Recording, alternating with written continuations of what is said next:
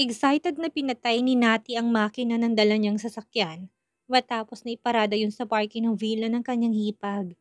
Nabaling ng mga mata niya sa nakaparadang ilang sasakyan na parang medyo pamilyar sa kanyang mga mata. Ngunit hindi niya na pinag-ukulan pa yun ng pansin. Nang matanggap niya ang message ng kanyang hipag kanina, na nagsasabing masama ang kanyang pakiramdam at hiniling na kung pwede niyang samahan ng pamangkin sa paaralan wala siyang inaksayang panahon. Taranta na siyang pumunta kaagad sa villa na kulang na lang ay paliparin niya ang sasakyan agad na makarating lang. Kinailangan pa siyang habulin ng kanyang ina dahil ang buong akala nito ay maglalayas na naman siya ulit. Kinakrisa lang ang punta ko, mommy. Nang ganito kaaga? Bakit naman? Hindi ko rin alam. Minabuti ni natin hawag na sabihin sa ina ang tunay na dahilan at baka magpanik ang ginang. Babalik din ako mamaya. Sabi lang niya kailangan kong pumunta doon ngayon. Babalitaan kita. Hindi naman na nag-usisa pa ang ginang na pinagpasalamat na ni Nati. Agad din siyang pinakawalan. O sige, ingat ka sa pagdadrive ha. Baka pati yun ay nakalimutan mo nang gawin, Natalia. Natawa lang si Nati na kinuha ng susi ng sasakyan. Matagal man siyang hindi nakagamit ng sariling sasakyan, hindi nakalimutan niya ng kanyang katawan. At dahil sabik nga siyang mag-drive, animoy na sa car racing siya kung kaya naman mabilis niyang narating ang bagong villa ng kanyang hipag at kapatid. Ano kayang nangyari sa kanya? Paano masama ang pakiramdam ng babaeng yon? Sa pagmamadali niya hindi niya na piniling tawagan pa upang kausapin ng hipag. Diretso na siyang nag-drive. Para sa kanya ipagkakataon na rin niyang subukan kung marunong pa nga siyang humawak ng manibela. At napatunayan niyang oo. Magaling pa rin siya sa bagay na yon. Walang pagbabago to. Mag-iingat ka, Tito. Ikamusta mo ko kay Lola Josefina? Hayaan mong pagbalik ni Nick ay aakit kami mag-anak doon upang bumisita. Patuloy ni Krista na pinipigilan ng sariling malapad na mapangisi. Bakit? Nang matanaw niya ang sasakyan, nakita niya si Nati nga ang dumating. Saktong-sakto pa sa gagawing pag-alisanan ng kanyang tiyuhin. Gusto niyang mapalundag sa galak nang lingunin si Gaston. Tito, parang himatay naman si Gaston na napapreno ng mga paa sa mabagal niyang paghakbang. Hindi na maalis ang kanyang mga mata sa bulto ng pamilyar na babae na kasalukuyang lumalabas sa pintuan ng kotseng kakaparada. Sa babaeng hindi pa siya nakikita, nag-init ng bawat sulok ng mga mata ni Gaston na humagod na sa kabuuan ng babae. Hindi siya makapaniwala na ang payat na nito ngayon. Bagamat balik na si Nati sa paraan ng dating pananamit niya, hindi pa rin nito maitago ang kapayatan. Ilang sandali pa'y nagtagpo ng kanilang mga mata na halatang sabik na sabik sa bawat isa. Nanlaki ang mga mata at napaawang ng labi ni Nati na sa mga sandaling yun ay parang gusto na lang na muling pumasok sa loob ng sasakyan at patakbuhin na yun palayo sa nasabing lugar nang makitang bulto ng lalaking kanyang labis na minahal, nanginginig ng kanyang kalamnan.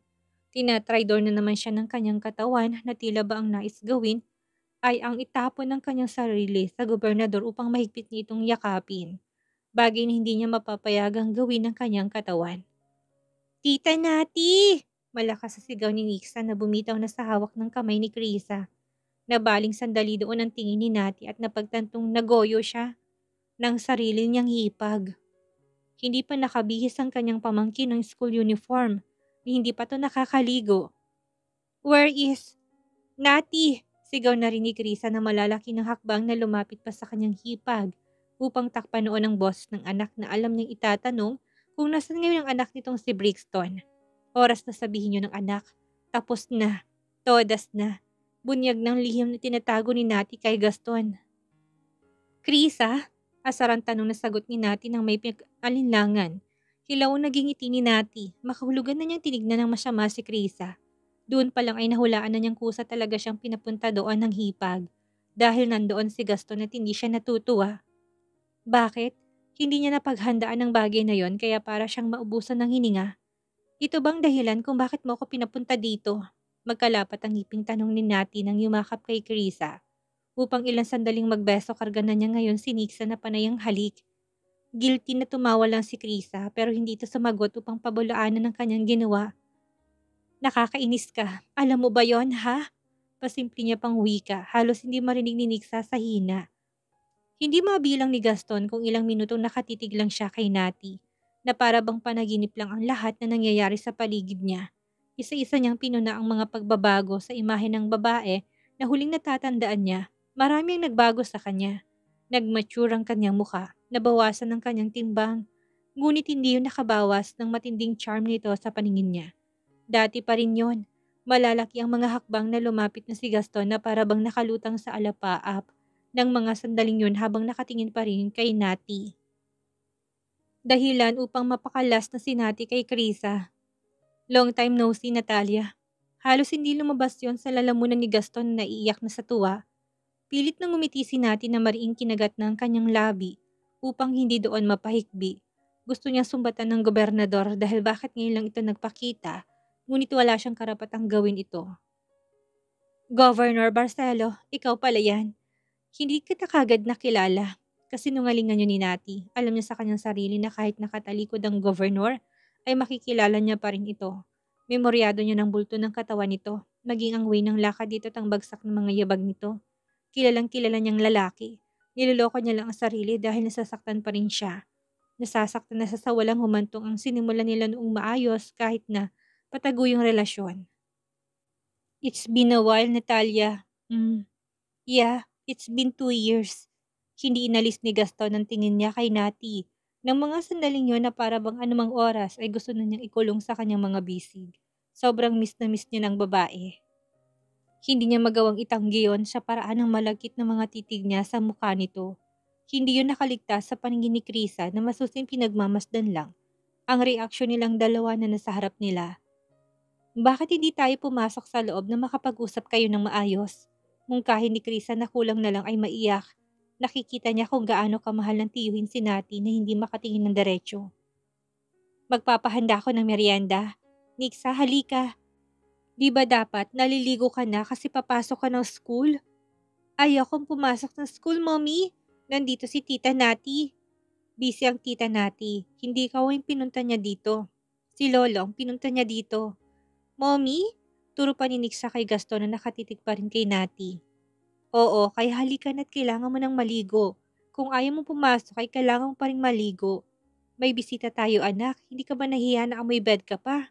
Come on, Nixa. Huwag kang naughty. Sabay na pinanood ni Nati at Gaston ng mag-ina na tinalikuran na silang dalawa upang pumasok na ng villa. Panandali ang nakalimutan na silang dalawa na lang ang tanging naiwan sa parking lot. Na maglaho sila sa paningin ng dalawa ay si Nati ng unang gumalaw upang sumunod sa hipag.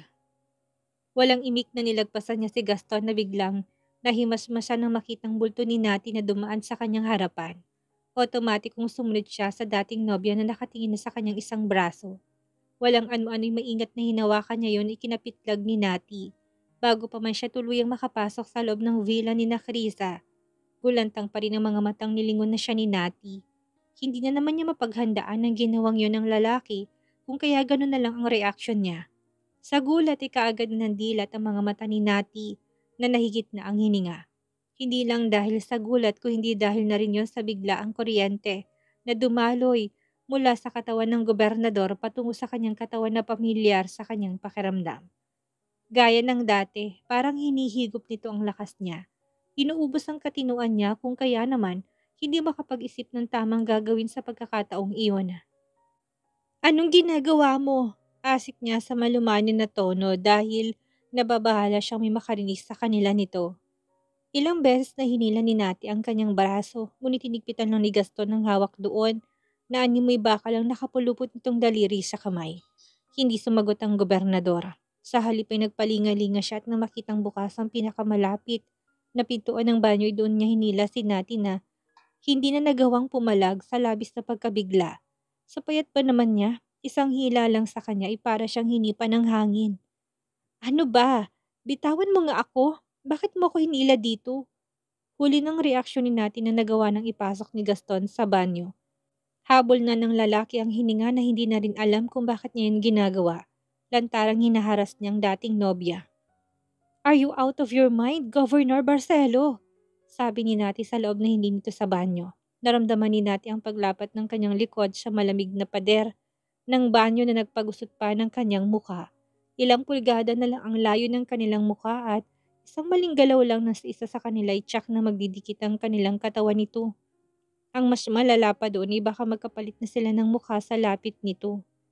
Governor Barcelo, kabado man ang tono, ay muli niya nagawang iusal upang kunin ang atensyon nito. Unti-unting lumuwag ang kanyang hawak sa braso ni Nati, ngunit hindi niya inilayo ang kanyang katawan sa kanya nang marinig ang pagtawag nito sa kanya. Sa mga sandaling yun ay gusto niya nang ikulong ang dating nobya sa kanyang mga bisig. Alam ng governor sa kanyang sarili na miss niya ng babae. Mariin niya na ipinikit ang mga mata, napahilot ng isang kamay sa kanyang sentido. Ilang murang kanyang nausal ng lihim dahil, what the heck? Ano ang ginagawa niya? Bakit niya kinakaladkad? Papasok doon ang dating karelasyon. Sa lahat ng lugar sa banyo niya pa ito talaga dinala. Baka iniisip nitong masama ang balak niya. Tama ito. He is out of his mind right now. Napasinghap naman si Nati na halos maduling na sa kakatingin sa mukha ni Gaston upang basahin kung anong tumatakbo sa kanyang isipan ng sandaling iyon at ginawa niyang bagay na ito. Sa 2 taong lumipas, wala siyang napansin na nagbago sa mukha ng dating nobyo. Sa halip ay napunan niya na mas naging gwapo pa to. Aminin niya man o hindi ng tahasan, mas naging attractive ang dating nito sa kanyang kumpara 2 years ago. Mas malakas ang hatak ng karisma ng bago palang tumutubong buhok nito sa kanyang muka. Mas naging expressive din ang mga mata nito na kada tititigan siya noon ay hindi niya mapigilan ang sariling mas ma-in love. I'm sorry, nahirapang usal ni Gaston na para bang naghahanap pa ng ibang irarason sa kanyang ginawa. Nanatiling tahimik si Nati na kung kanina ay nais nang kumawala dito. Ngayong binitawan na siya nito ay hindi naman niya magawang mabilis na kumaripas na ng takbo upang kumawala sa kanyang paningin. Parang nakabaon ng kanyang mga paa sa sahig na kahit na anong gawin niya, hindi niya magawang mabuhat yon. Tipo may nagdidikta sa kanyang isipan na manatiling nakatayo lang kung nasaan siya ngayon at huwag nang gumalaw. Gumalaw ang Adam's apple ni Gaston na lantad sa paningin ni Nati at tila ba hinahali na siya nitong haplusin niya yon. Kinailangan niya pang sawayin ng paulit-ulit na sarili para huwag gawin ang kagustuhan ng hibang na isip. Gusto ko lang malaman mo na magdamag kitang hinintay kagabi sa apartment. Naghintay ako kahit na alam kong hindi ka naman darating. Umaasa ako na pupuntahan mo kagaya ng dati kahit na hindi kita pagsabihan nun. Mariing nakagat ni Nati ang labi. Pilit nilalabanan na huwag maging malambot ang damdamin sa dating nobyo. Alam niya sa kanyang sarili na may pagmamahal pa siya sa gobernador. Apektado pa rin siya nito. Hindi niya tahasang maamin pero alam ng kanyang damdamin yon. Sa kabila ng ginawa nito sa kanyang pananakit emotionally, hayon at baliw na baliw pa siya sa kanyang nararamdaman sa gobernador. Biglang nakaramdam ng dumagang sakit sa dibdib si Nati, pero nanatili siya doong walang imik. Hindi niya kailangang isampal yon sa lalaki dahil alam niyang nababasa nitong lahat sa mukha niya. Tahimik na pinagmamasdan ng reaksyon ni Gaston. Magiging asyumera siya pero batid niyang may pagmamahal pa rin sa kanya. Ang governor hanggang sa sandaling yun. Makailang beses niya nang sinulyapan ang pintuan bagamat nakalapat naman pasara ang dahon ng pinto nito. Saan ka naglagi ng 2 taon? Bakit hindi ka umuwi sa inyo, ha? Hindi ka rin naman umalis ng bansa. Doon nagkaroon ng lakas si Nati na sumagot. Sa tono kasi ng tinig nito ay parang kailangan niyang mag-explain. Ano naman sa'yo, Governor Barcelo, kung hindi ako umuwi sa amin? Wala ka nang pakialam kung anong ginawa ko sa buhay ko sa 2 taong yon. Wala na tayong relasyon para ipaalam ko pang lahat ng gagawin at desisyon. Hindi ba? Bitawan mo na ako. Pinakawalan mo na ako. Bakit naman interesado ka pa sa kung anong mga ginawa ko? Nati, nakukonsensya ka ba? Iniisip mo ba na nandahil sa'yo kung kaya ko ginawa yon? Nagmukmuk ako? Problemadong napabuga na ng hininga si Gaston sa katanungang yon. Totoo naman yon. Bakit nga ba siya nagtatanong? Siya naman ang nagtaboy sa kanya. Siya ang unang bumitaw at hindi si Nati. Parehong-pareho pa rin noon ang epekto ng babae sa kanya. Nagagawa pa rin itong pakabahin siya, pahintuin ng ilang segundong tibok ng kanyang pusong. Patuloy na kumakalabog at animoy nakikipagkarera. Mahal niya pa rin ito ngayon. Lumambot ang tingin ni Gaston sa mukha ni Nati. Pilit ipinapakitang concern siya sa pangyayaring yun sa babae. Huwag kang mag-alala, hindi ikaw ang dahilan ko kung bakit ko yun ginawa. Anong dahilan mo? Bakit ko naman sasabihin sa yung dahilan ko? Sino ka ba para malaman pa yun? Nahati ng labi ni Gaston na parang nasampal ng katotohanan sa litanyang yon. Hindi kita kaano-ano, wala nang tayo. Matagal nang natapos ang relasyon natin. Governor Barcelo. Umangat ang isang kamay ni Gaston, naipikit naman ni Nati ang kanyang mga mata nang masuyong humaplos ang likod noon sa gilid ng kanyang panga. Hindi na naman niya mapigilan ang sarili na magbigay ng reaksyon sa mainit na haplos ng palad nito. Nangatog ng kanyang dalawang tuhod na parang anumang oras ay bibigay kung hindi pa titigilan ng gobernador ang ginagawa nito sa kanyang muka. Meron ka bang boyfriend at sumama ka sa kanya? Yung dati mong fiancé ang dahilan kaya ka hindi umuwi? Gustong magsinungaling ni Nati at sampalin to ng salitang oo, pero ayaw niyang makisama ng kanyang dila na nantiling nakaumid at ayaw magsalita, kahit na anong pilit niya. Gusto niyang ipakita sa gobernador na hindi niya na ito kailangan sa kanyang buhay at matagal niya nang kinalimutan ng pagmamahal na naramdaman niya sa kanya. Ngunit paano niya gagawin yun ngayong ayaw na makisama ng kanyang katawan? Hindi niya mapilit na magsinungaling. Kung doon ka sumama, bakit ako sinugod ng kapatid mo sa Baguio? Bakit sa kanya lahat sinisisi ang hindi mo pag-uwi sa inyo ng 2 taon? Binigyan niya ako ng dahilan para isiping ako na talaga ang rason. Hindi ba dapat ay ang lalaki yun ang susugurin niya? Bakit ako, Nati? May kailangan ba akong malaman mula sa'yo? Nanuyo ng lalamunan ni Nati. Dagdagan pa na parang lalabas na sa kanyang lalamunan ang mabilis at lumalakas pang kabog ng puso. Kung ididikit pa ni Gaston ang sarili sa kanya, tsak na maririnig itong naguhuramentado niyang puso na corner na siya ng governor. Anong palusot pang sasabihin niya ngayon? Papaniwalaan pa ba siya nito kung sasabihin niyang may iba na siyang karelasyon? Batid niyang imposible na yon. Anong dahilan, Nati? Bakit ako? Pahama kasi ang kuya Nick niya na nagdesisyon na naman ng sa kanya, ni hindi to kumonsulta sa kanya. Bigla na lang siyang sumabog. Sa reaksyon ng mukha ni Nati, ay mas lalong tumibay ang hinala ni Gaston na may kinalaman nga sa kanya. Ang ginawang pagtatago ni Nati sa kanyang pamilya. Sa loob ng 2 taon. Yun ang kailangan niyang malaman kung ano. Nagangat na ng tingin si Nati sa mukha ni Gaston upang salubungin ang mga titig nito. Hindi pwedeng magpatalo siya sa gobernador. Kailangan niyang ipakitang hindi siya mahina. Kung patuloy siyang ganun ang magiging reaksyon, iisipin nito may kinalaman nga ito. Ito ang kanyang dahilan kaya yun naman ang totoo. Masyado pang maaga kung sasabihin niyang tungkol kay Brixton.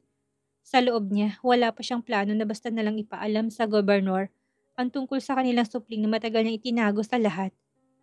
Governor Barcelo, nagkamali lang si Kuya Nick na kanyang ginawa kaya ako nang humihingi sa iyo ng pasensya.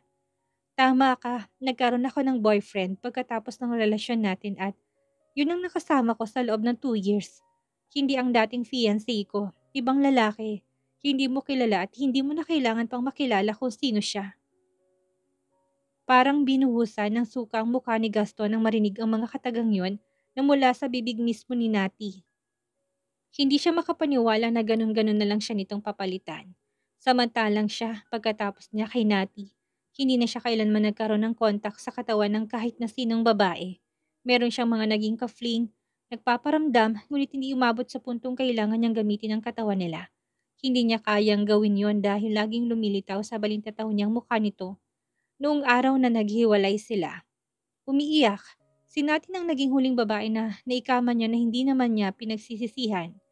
Maraming pagkakataon na kaya niyang gumamit ng iba, ngunit palagi siyang umaayaw kahit pa naabot kamay na niya ito. Naka-move on na ako, matagal na, hindi na kita gusto. Hindi na ako apektado ng presensya mo, kahit nahalikan mo pa ako. Hindi na magre-react ang katawan ko sa init at lambot ng labi mo. Hindi na, Governor Barcelo. Hindi na. Paulit-ulit na iling ni Nati na tila ba maging siya ay kinukumbinsi rin ng kanyang sarili na nakapag-move on na dito. Unti-unting umayos ng tayo si Gaston na nilayong katawan kay Nati. Bakas ang sakit sa kanyang mukha kahit na hindi naman dapat. Nasaling ang damdamin niya, naka-move on ng dating nobya. Pero siya, ni isang hakbang nga yata hindi pa siya nakakalayo. Kahit siya naman ang may kagustuhan na kinahantungan ng relasyon nila. Naging busy lang ang gobernador kung kaya naman hindi niya ganong dama ang kawalan nito sa buhay niya. At ngayong buong atensyon niya nang nandito, para bang ang araw na yun ay ang breakup day pa lang nilang dalawa. Kaya sana mag-move on ka na rin dahil mukhang gusto mo pa ako. Sa ipinapakita ng titig mo, mahal mo pa ako. Hindi na natapos ni Nati ang kanyang sasabihin nang biglang tawirin ni Gaston ang kanilang pagitan. At walang habas na ang kinito ang kanyang labi at nagsalita pa. Sa bilis ng pangyayari, hindi ni natin napaghandaan yon. At dahil nakabuka ang kanyang bibig, walang hirap na ginalugad yun ng malikot na dila ni Gaston. Nararamdaman din natin ang puno ng pananabik ng halik ng gobernador sa kanyang labi, na dumiin pa ng dumiin, para tuloy nawawalan siya ng ulirat nang muling matikman ang pamilyar na lasa ng laway ng dating kasintahan. Tumahip ang lalong dibdib ni Nati nang dahil sa ginawang yun ni Gaston. Kulang na lang ay lumundag ang puso niya sa intense na pinaparamdam nito sa kanya, na para bang wala siyang anumang takas sa mga halik nito. Do something, Natalia. Bakit nagpapahalik ka sa kanya? Huwag kang hangal at magpahulog muli sa bitag.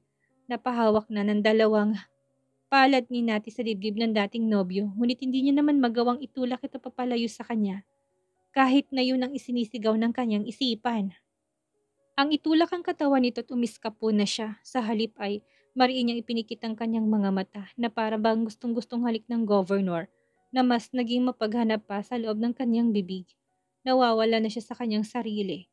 Alam niya na kapag hindi pa tumigil ang gobernador ay hindi na magpapasaway ang kanyang katawan. Gaganti ng halik na puno ng pananabik. Miss na miss kita, Natalia. Tila wala sa katinoang sambit ni Gaston na ilang segundong inalis ang labi sa bibig ni Nati upang tingnan lang ang reaksyon ng dating nobya, na alam niyang kailanman hindi magagawang magsinungaling ng katawan sa tunay nitong nararamdaman sa kanya. Miss na miss kita. Mahinang usal nito na tila ba naging musika sa pandinig ni Nati, na isinasayaw na siya nito sa kawalan.